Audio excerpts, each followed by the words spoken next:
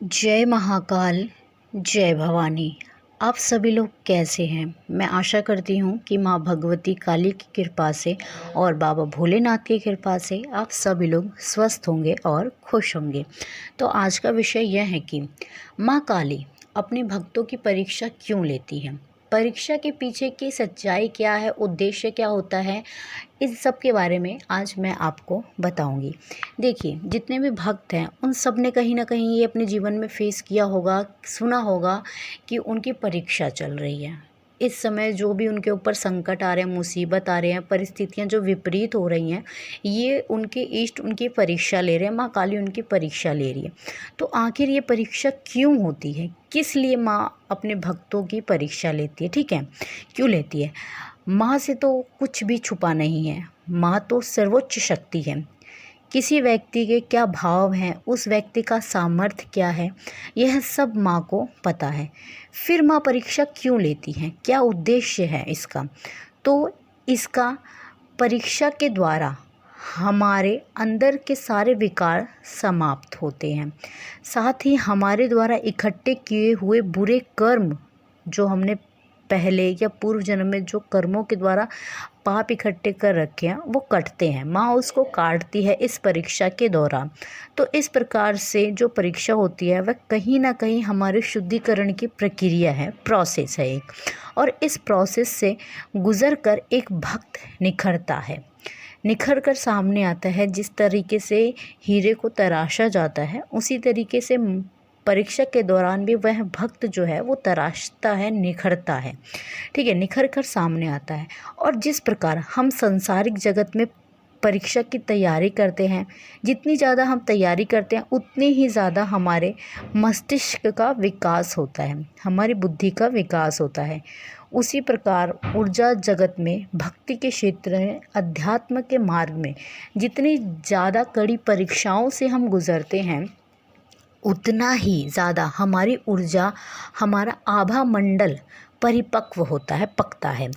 और हमारी भक्ति भी माँ के प्रति उतनी ही गहरी होती है। और इन परीक्षाओं के द्वारा हमारी समझ विकसित होती है, खुद के प्रति भी और दूसरों के प्रति भी।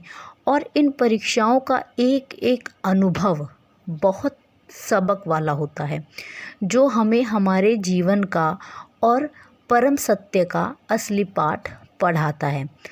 तो अब बात करते हैं, ये 3 प्रमुख परीक्षाएं कौन सी होती हैं जो माँ अपने भक्तों की लेती है, जो अधिकतर भक्तों को देनी पड़ती है।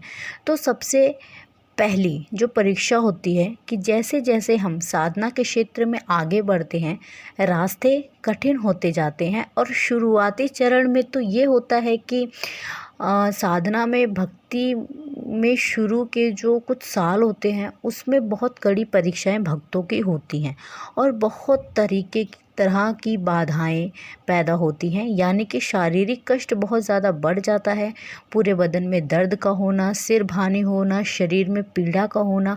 और कभी कभी तो ये शारीरिक कष्ट बहुत ज़्यादा बढ़ जाता है कि पूजा स्थल पर बैठने में भी असुविधा महसूस होती है। ऐसा क्यों होता है? ऐसा इसलिए होता है क्योंकि हमारा शुद्धिकरण हो रहा होता है। हमारे हमारे जो पुराने ब्लॉकेज, हमारी पुरानी भावनात्मक गांठें जो अंदर जड़े जमाए हुए हैं, हमारे संचित कर्मों के रूप में स्थित हैं, वह कट रही होती हैं।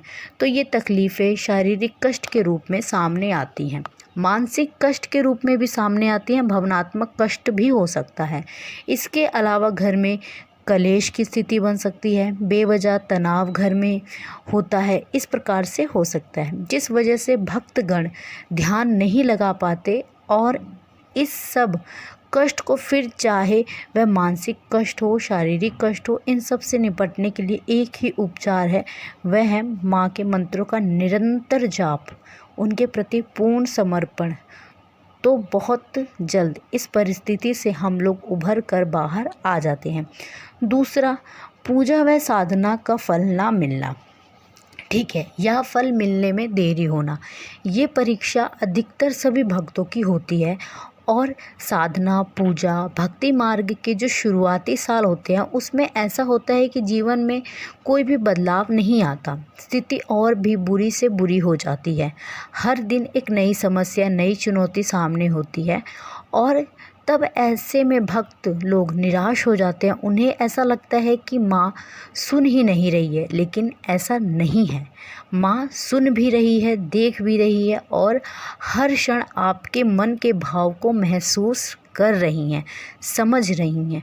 फल मिलने में देरी का कारण होता है कि अभी पूजा का स्तर जितना बढ़ना चाहिए उतना नहीं बढ़ा है। अभी आपकी आध्यात्मिक ग्रो जितनी होनी चाहिए उतनी नहीं हुई है। जिस जीवन की आप अभी आकांक्षा कर रहे हैं, अभी आपके कर्म उतने नहीं कटे हैं जितने कटने चाहिए। और जब ये सब चीज़ें हो जाती हैं, कट जाती हैं, तो माँ जब देती है तो कुछ बहुत बड़ा ही देती है। अगला जो चरण होता है वो होता है सांसारिक आकर्षण, भोग विलास अपने तरफ आकर्षित करती हैं। और ये तब होता है जब साधक लोग, भक्त लोग बहुत अच्छी तरीके से अपने भक्ति मार्ग में, साधना मार्ग में आगे बढ़ चुके होते हैं। बहुत अच्छी ऊर्जा वह लोग अपने एकत्रित कर चुके होते हैं, तब भी ये स्थिति आती है। तो इस संसार में ऐसे बहुत से आकर्षण हैं जो भक्तों के आगे लाए जाते हैं उनके विवेक की परीक्षा के लिए। और ये समय होता है जब आपके विवेक की परीक्षा होती है। बड़े बड़े अनुभवी साधक भी कई बार इस माया जाल में उलझ जाते हैं। पर स्त्री के प्रति आकर्षण, पर पुरुष के प्रति आकर्षण, सांसारिक भौतिक सुखों के अत्यधिक चाह होना, पैसों के प्रति मोह उत्पन्न होना, ये बाधा के रूप में उत्पन्न होती है। साथ ही अहंकार का भी भाव पैदा होता है जो कई सारे साधकों के साथ होता है, क्योंकि माँ की भक्ति में कई सारे बहुमूल्य अनुभव साधकों को होते हैं। उनकी ऊर्जाएं बढ़ जाती हैं। बहुत तरीके से माँ मदद भी करती है और जो जागरूक साधक हैं वह अपने विवेक का इस्तेमाल करते हैं और इस अहंकार से मुक्त होने का प्रयास करते हैं और इस सारी चीज़ों से परे चलते हैं।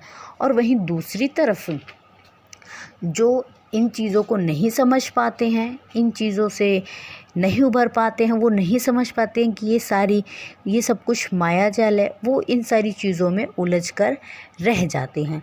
ठीक है, तो इस तरीके से ये कुछ चरण होते हैं जो माँ की परीक्षा के दौर सामने आते हैं। जब माँ भक्तों की परीक्षा लेती हैं तो यही सारी चीज़ें जो हैं एक भक्त के आगे उत्पन्न माँ करती हैं। उसके धैर्य की परीक्षा होती है, उसके समझ की परीक्षा होती है, उसके विश्वास की परीक्षा होती है।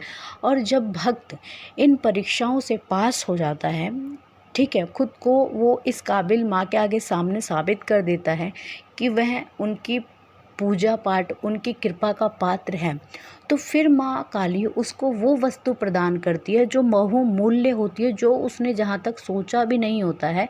माँ काली की कृपा से उसे वो भी प्राप्त होता है। लेकिन भक्तों को ये 3 चरण अवश्य पार करने पड़ते हैं। इसीलिए माँ काली अपनी परीक्षा अपने हर एक प्रत्येक भक्त से लेती है। जैसे एक सिंपल सा लॉजिक आप लोग समझिए कि आपका बहुत बड़ा राज्यपाठ है, ठीक है, आप अब इस कंडीशन में नहीं है कि आप उस राजपाट को संभाल पाएँ।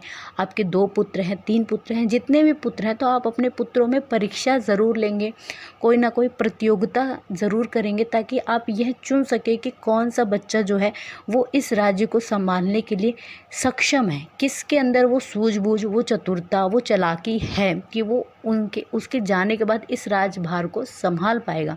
इसी तरीके से माँ काली भी, क्योंकि माँ काली के बहुत सारे भक्त हैं, माँ काली भी अपने सभी भक्तों की परीक्षा लेती है ताकि वो ये समझ पाए माँ कि हाँ, मेरा कौन सा बच्चा मेरी ऊर्जा को संभाल पाएगा, किस बच्चे के अंदर अहंकार नहीं आएगा, कौन सा बच्चा जो है वो उसको संभाल के रख के दूसरों की भलाई में इस्तेमाल कर सकेगा। तो इसलिए माँ काली अपने भक्तों की परीक्षा लेती है। तो मैं आशा करती हूँ कि आपको मेरे द्वारा दी गई हुई यह जानकारी पसंद आई होगी। चैनल पर पहली बार हैं तो चैनल को सब्सक्राइब करें, वीडियो को लाइक करें, शेयर करें, कमेंट में जय माँ काली हर हर महादेव अवश्य लिखें। मैं बाबा भोलेनाथ और माँ भवानी से आप सभी के लिए प्रार्थना करती हूँ कि माँ की कृपा दृष्टि और बाबा की कृपा दृष्टि सदैव आप सभी लोगों पर बनी रहे। आप सभी लोग हमेशा खुश रहें, खुशहाल रहें। आप सभी के घर में माँ काली अन्नपूर्णा और लक्ष्मी के रूप में सदैव वास करें। धन्यवाद। जय महाकाल, जय भवानी।